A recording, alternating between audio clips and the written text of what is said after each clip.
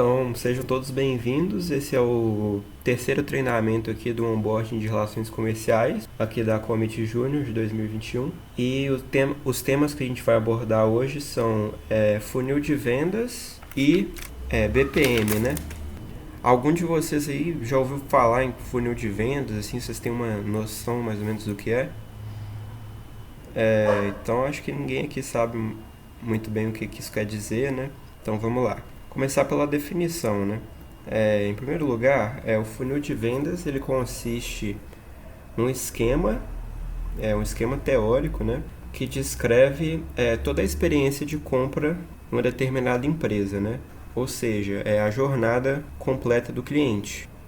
Desde o momento que o cliente ele está pesquisando na internet e descobre a empresa, né, e vê o serviço que ela oferece, até o momento em que a compra ela é efetivada, né, e o serviço é prestado.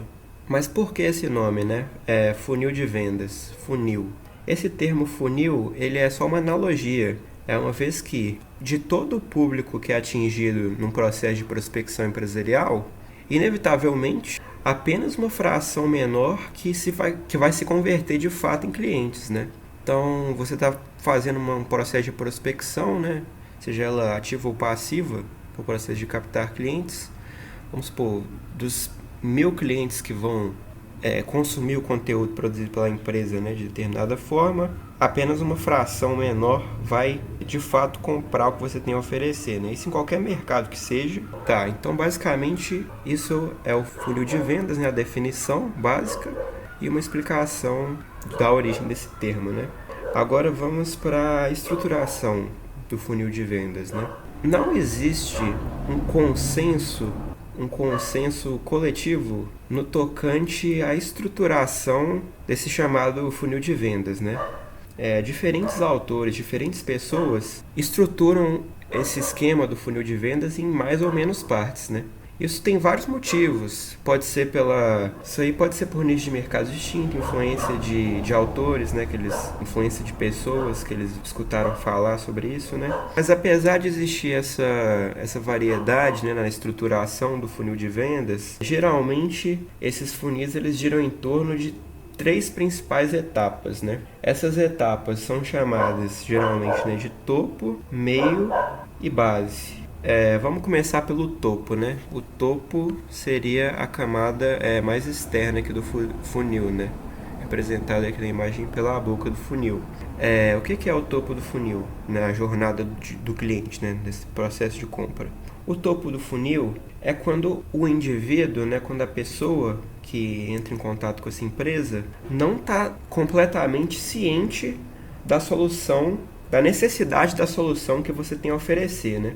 Vamos supor, no caso da Commit aqui, a gente publica um anúncio no Facebook, por exemplo, ou coloca um outdoor, ou o que quer que seja, né? Falando sobre como aumentar os negócios em tempo de pandemia, né? Como fazer isso, assim, às vezes nem falando exatamente o que a gente vai oferecer, né?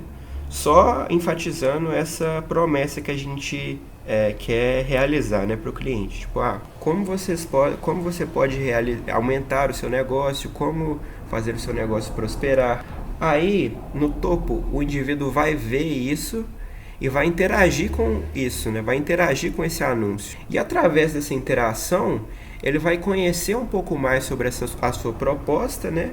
E vai se conscientizar um pouco, né? Vai descobrir essa necessidade, né? Então, nessa etapa, a gente deve introduzir os produtos de forma a demonstrar efetivamente os benefícios ou oportunidades que a gente pode desenvolver, né? Uma estratégia que atinge também muito o departamento de marketing, né? Não só o departamento de vendas, como o departamento de marketing. Tá, então aí tem o topo do funil, né? Essa parte que o cliente, ele tá leigo e ele é conscientizado. Aí a gente já parte para a parte 2, né? Que é o meio do funil, né?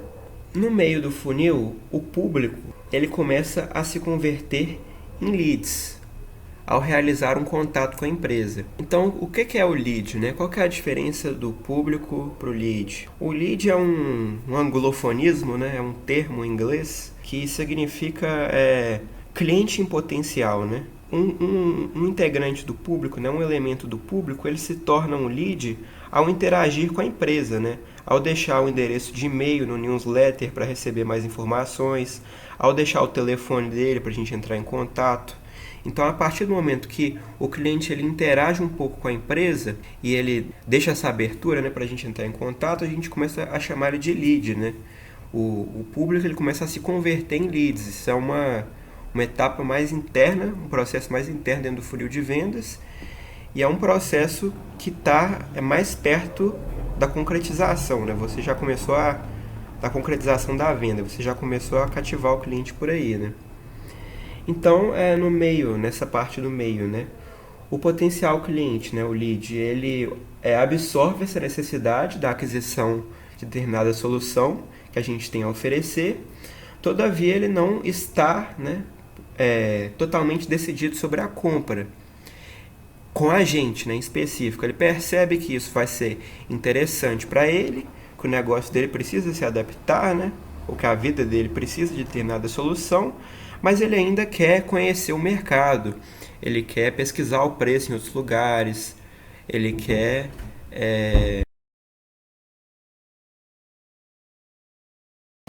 Tá, então eu tava falando, eu acho que o público ele começa a se converter em leads, né, e tal, expliquei o que é um lead, que o lead ele já é uma etapa mais próxima da venda, né, e no meio do funil que o cliente ele absorve a necessidade da aquisição da solução que a gente tem a oferecer, porém ele não está totalmente decidido sobre a compra do produto, ele quer conhecer mais o mercado, ele quer pesquisar o preço em outros lugares, etc, né.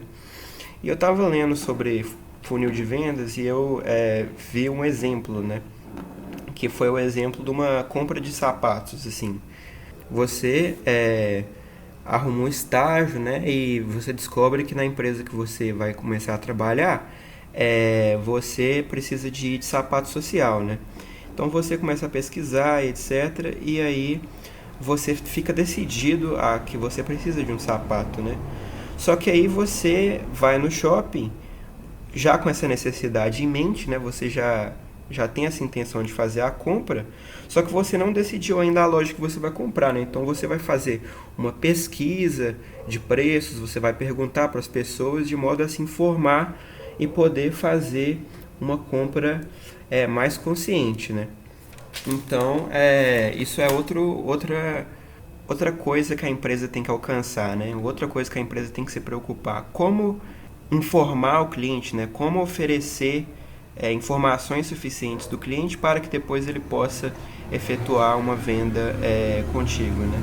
Então, técnicas importantes disso, talvez seja disponibilização de materiais sobre o assunto, né? Através de e-mails, mensagens, etc, né?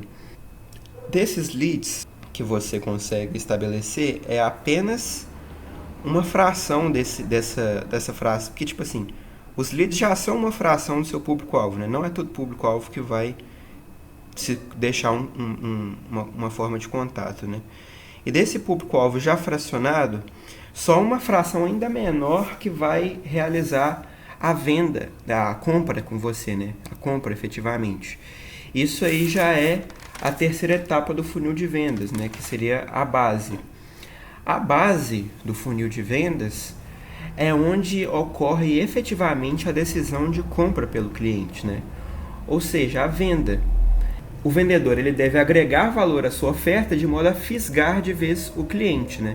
Então aqui o vendedor ele não preocupa muito mais em convencer o cliente de que ele precisa do produto e de informar por que esse produto é importante, etc. Aqui o vendedor ele se preocupa mais em mostrar para o cliente por que seria vantajoso para ele fechar negócio com aquela empresa específica que você trabalha, entendeu? O vendedor ele tem que agregar valor à proposta dele, sabe? Se um vendedor ele consegue, se uma empresa, né, ela consegue converter muitos leads, mas desses leads só uma pequena parcela compra, depois que eles já foram convertidos e tal, talvez o processo, a falha, né, do processo de vendas seja na incapacidade do vendedor de agregar valor ao que ele está oferecendo, né? Então isso é uma coisa que o vendedor ele deve ter em mente, né? E também ele deve buscar aqui, né, tão importante quanto o convencimento do cliente, a fidelização desse cliente, né? Que se dá por meio de uma boa experiência de compra, de referências, né? E etc, né? Essas referências podem vir de outras pessoas, através do próprio site da empresa. E essa boa experiência de compra deve tornar todo esse processo de aquisição do produto, né, o mais confortável possível, né? Um exemplo de uma empresa que é referência nesse processo de experiência de compra, né, é a Apple, né? Que ela tem um produto que é um celular como qualquer outro, né? Embora haja controvérsias aí, tem gente que goste muito, mas eles fornecem na loja deles um atendimento diferenciado, né? No qual os vendedores não ganham comissões e estão preocupados em vender para o cliente realmente o que é necessário, deixando isso bem claro, então o cliente ele sente que ele não está sendo explorado. É uma loja que ela tem um design feito para chamar a atenção do cliente, né? Limpo, que tem a ver com a empresa, com a imagem que a empresa quer passar, né? Então, assim, um dos fatores mais importantes para a produção de uma boa impressão no cliente, quando ele decide iniciar um negócio com essa empresa, é o fornecimento de uma experiência satisfatória. Isso é comprovado cientificamente, sabe? As empresas hoje em dia tentam vender não só um serviço, né? Mas todo um conjunto de ideias e de facilidades associados à experiência de compra do cliente. Então o vendedor ele deve procurar aqui ao ser o mais agradável possível, né? Tá, então explicado aqui a estruturação de um funil de vendas básico, né? Se é um funil de vendas básico, eu digo porque se vocês olharem aí na internet, né, vocês vão encontrar funis com mais etapas, menos etapas vocês não vão encontrar, né, mas com mais etapas. E assim, essa estruturação que eu fiz aqui é só uma base para vocês terem ideia, né, na hora que a gente for estruturar esse funil de vendas da Commit, né. A gente vai adaptar isso conforme necessário, né, mas essas 3 etapas é importante que a gente tenha em consideração. Agora a explicação, né? Por que eu abordei esse tópico, né? Por que devemos estruturar e estudar o processo de vendas na forma de um funil?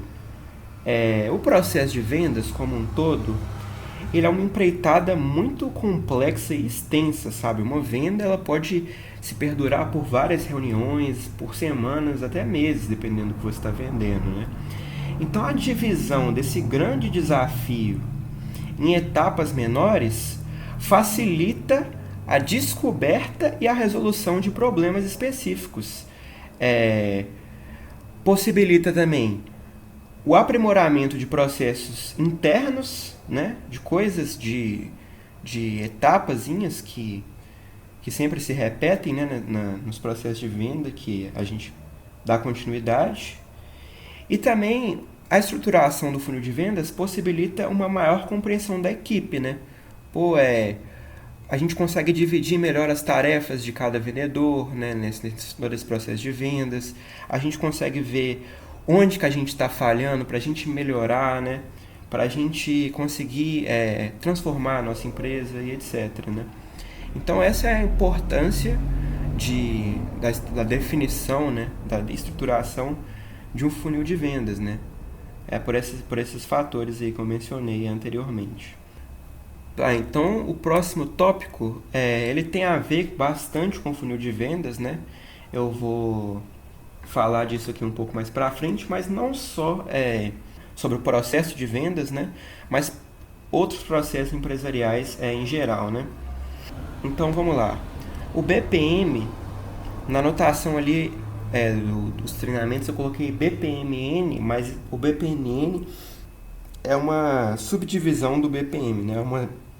Uma série de convenções notacionais, né, que eles adotam. Eu vou abordar o BPM em geral, o BPM de forma mais inclusiva. Antes de começar a explicar, eu só queria lembrar que isso aqui é uma breve introdução a esses 2 conceitos, sabe? Existem livros sobre esses assuntos, existe muito material aí, e isso aí é só para vocês se familiarizarem, né? Tá, mas vamos lá. Voltando ao assunto, BPM. O que é o BPM?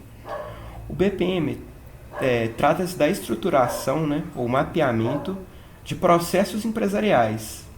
através de uma notação lógica, de fácil entendimento.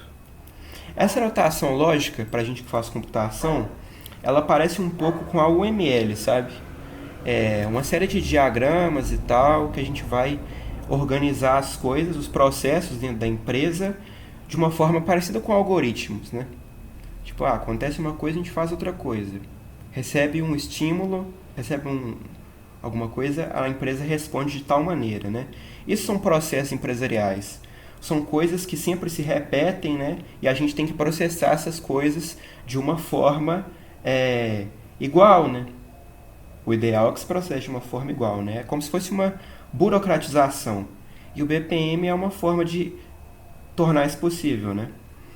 Então, essa iniciativa, né, o BPM, ela busca a padronização das ações dentro de uma empresa, preservando o conhecimento com a saída de membros, ou seja, né, então vamos supor que tem uma empresa que ela tem uma secretária que cuida de tudo e ela se demite, né, ela morre, não sei, ela sai. E aí ela que cuida de todo, vamos supor, um funcionário precisa fazer uma viagem, ela que avisa o chefe, ela que registra isso nas contas da empresa e tal. Então, se essa funcionária sair, se essa funcionária for promovida, se ela morrer, o conhecimento se perde com isso, entendeu? Se esse processo, né, ele não for rigidamente estruturado. Isso aí vai gerar uma série de coisas para a empresa, uma série de prejuízos, uma demora maior na efetividade da empresa, né? Então, o BPMN ele busca a preservação do conhecimento com a saída de membros. Ele busca também gerar transparência, ou seja, né, uma empresa que não tem nada organizado e um membro quer fazer uma viagem, às vezes ele avisa para um cara e o cara anota isso em algum lugar, só que o diretor mesmo não fica sabendo e fica uma bagunça, e isso aí abre espaço para desentendimento entre os membros ou até mesmo corrupção dentro de uma empresa, né? Então, um dos objetivos é gerar essa transparência e também promover, né, por parte da equipe de gestão um constante acompanhamento dos processos, né, saber o que está acontecendo dentro da empresa e otimização desses mesmos processos, né? Então, ao estruturar um fluxo, né, de vendas, um fluxo de demissão, um fluxo de contratação, sabe, um fluxo de um processo empresarial específico, eu posso detectar o que está demorando mais, o que exige mobilização de pessoal e sempre otimizar e acompanhar isso, né? Então, voltando ao funil de venda, né? Através da estruturação do funil de vendas por meio dessa metodologia, né, do BPM, a gente consegue identificar gargalos no funil, né? E traçar objetivos concretos para melhorias posteriores. O que eu quero dizer com gargalos no funil? Nesses 3 processos principais de venda, né, ou então nos vários processos, se você for subdividir isso, pode ter um processo que está demorando demais, que o cliente ele acaba perdendo interesse, que a empresa não está conseguindo agregar valor ao produto, entendeu? Então isso seria um gargalo no funil de vendas, né? Um entrave que dificulta a passagem dos clientes, né, para essa concretização. Então, ao identificar esses gargalos, eu posso estabelecer metas para trabalhar com a equipe de venda, né? E com essas metas eu consigo alcançar esses objetivos posteriores. Então, são 2 conceitos, né? À primeira vista diferentes, né? O funil de vendas e o BPM, mas que no final eles estão intimamente relacionados. E o BPM ele pode ser traçado para a melhoria do funil de vendas, de todo esse processo, que é o processo, esse complexo processo, né, que é o processo de vendas, como de processos empresariais como um todo. Eu vou abrir o Miro. Eu acho que, eu não sei se é necessário que vocês abram, né? Também, vocês podem visualizar a minha tela aí, porque eu vou só demonstrar alguns processos que a gente mapeou aqui na Commit Junior usando essa metodologia lógica do BPM, né? Então, vamos lá. O primeiro processo que eu gostaria de... A primeira coisa que eu gostaria de demonstrar, né, é o processo de passagem de um projeto da área de comercial para a diretoria de projetos, né? Ou seja, é um diretor, um cliente, ele entra em contato com a gente, demonstrando interesse em realizar um projeto, né? E aqui na Commit, utilizando a metodologia BPM, a gente conseguiu mapear esse processo de forma a otimizar ele, a padronizar ele, né? Então aqui vocês podem observar o título desse esquema que a gente fez, fluxo de comercial junto a projetos, e a gente fez essa estruturação, né? Então aqui o cliente qualificado, né, o cliente já convertido em lead, com alguns pontos levantados, passa para a seta seguinte, né? Diretoria de comercial entra em contato com a diretoria de projetos valida o desenvolvimento do projeto. Aí o projeto é viável? Não. Se o projeto for inviável, né, a gente vai entrar em contato com o cliente e verificar empresas que podem executá-lo. Se o projeto for viável, a gente já passa para uma próxima etapa. Aqui há pessoas engajadas na commit para o processo. Aí a gente vê, né, sim ou não, o projeto é urgente, tal. Então, assim, vocês podem observar, eu não vou entrar em detalhes, isso aqui a gente vai ver mais com calma depois, né? Até peço que vocês estudem esses processos que a gente já mapeou, né, principalmente na diretoria de comercial. Vocês percebem que a gente desenvolveu tipo um algoritmo aqui, né?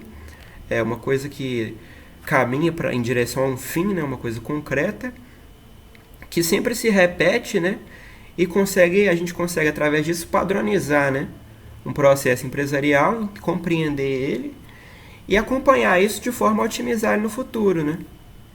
Então isso é uma coisa bem interessante e a gente já fez isso, né, na commit, não só para isso, mas para outros processos, né?